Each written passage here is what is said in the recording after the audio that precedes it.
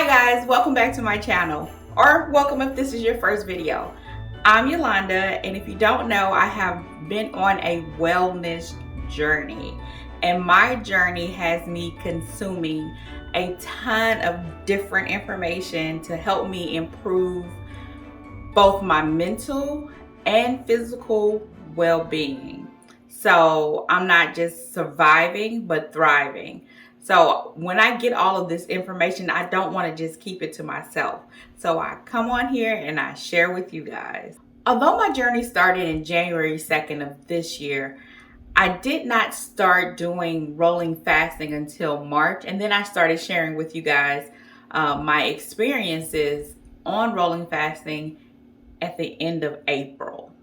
And since then, I've lost over 66 pounds doing rolling fasting. I typically do rolling 72s. And rolling 72s or rolling fasting is simply when you fast for a period of time. In my case, that's 72 hours.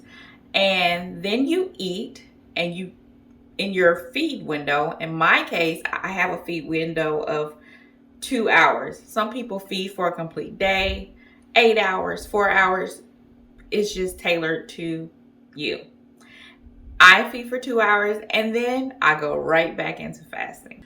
So basically, rolling fasting is simply another form of intermittent fasting. It's just for a longer period of time.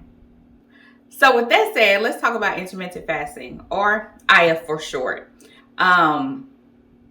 So I'm constantly researching more about fasting just to make sure that I am utilizing the best methods for me. So I came across intermittent fasting according to your belly type. And I was like, what? Okay, so I'm going to put a chart right over here. So this is a perfect example, or an example of what they mean by your belly type. As you can see, they have different types of bellies. It's basically characterized off of what would have caused you to have a belly. So I get being stressed out, hormonal, a mommy, alcohol, gluten, all sorts of things. So for the stressed out belly, they suggest an eat, stop, eat method, which sounds vaguely familiar to me, but it's where the way they break it down is where you eat for one day and the next day you don't eat until like dinner time. So that's what they recommend for a stressed out belly. Now for a hormonal belly, they recommended 18-6. So that would be 18 hours of fasting, 6 hours of a feed window. And repeat. Alcohol would be 14-10, so that's 14 hours of fasting, 10 hours of eating. So you get the pattern, right? They say the fasting time first and the feed window second. Mommy belly would be 24 and gluten belly would be 16-8. Next slide. Now in this slide, you may feel like, okay, well, it looks the same. It's all the same numbers. Yes, but now those numbers or those time frames are associated with a different type of belly. Yeah. For example, hormonal. Well, let me put them both up. I'm going to adjust and I'm going to put them both up so you can see. Okay. Hormonal for the first one should be on this side. It was 18-6, meaning fast for 18 hours, eat for 6. Now over here, it's saying fast for 20 hours, eat for 4. Conflicting information. The only consistent one is the stressed out belly, where they say eat, stop, eat. Just to drive home the point even more, I'm going to just completely disappear. And we're going to put up a third chart. Now you can see with the third chart up there as well that the stressed out belly is still recommended to do eat, stop, eat.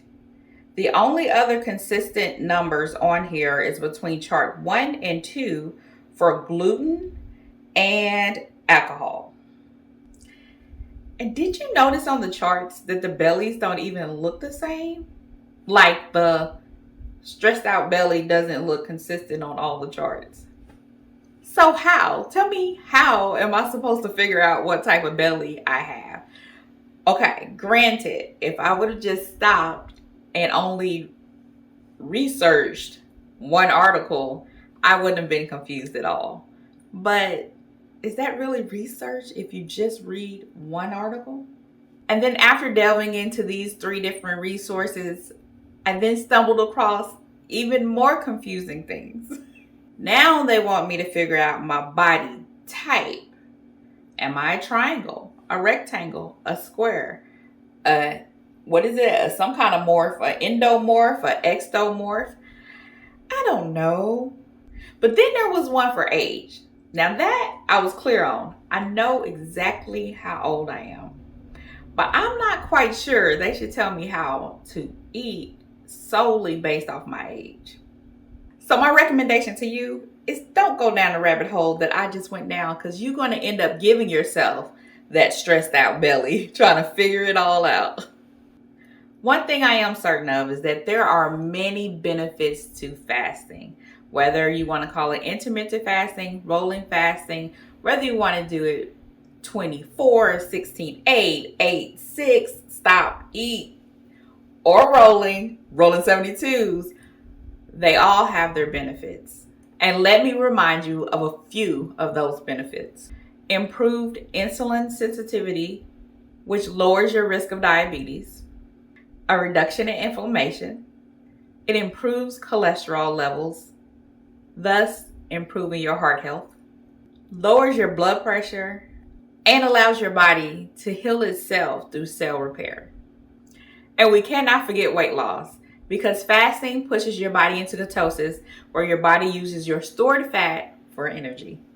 Now, don't get me wrong. I'm not trying to say that intermittent fasting according to your belly type will be ineffective in any way, because ultimately you're going to be fasting in some form or fashion, so it'll benefit you. But the one thing we all have to remember is that none of it works unless you can actually stick to it. So while I stand here doing rolling 72s, I know based off the comments that most of my followers are not doing rolling 72s. And even those who may feel motivated to do it based off of my own experiences but find it difficult, I always encourage them just to start where they are, start where they're comfortable with. I don't want to say comfortable, because we have to, in order to affect change, we're going to have to get a little uncomfortable. But start where you can be successful. That's the term. Because, for example, if today while watching this video, you have never fasted, you eat 3 meals a day, every day with snacks in between, and tomorrow you try to do 72 hours fasting, most likely you will fail. And the failure would just lead you back to your old ways. So start where you are. Start where you can be successful. But most importantly, start. Well, that's all for me today. I'm actually going to go downstairs and see if the hubby can help me figure out if I got a stressed out, hormonal, or a gluten belly. I don't know. But before I go, I hope you have an amazing day. Bye guys. See you next time.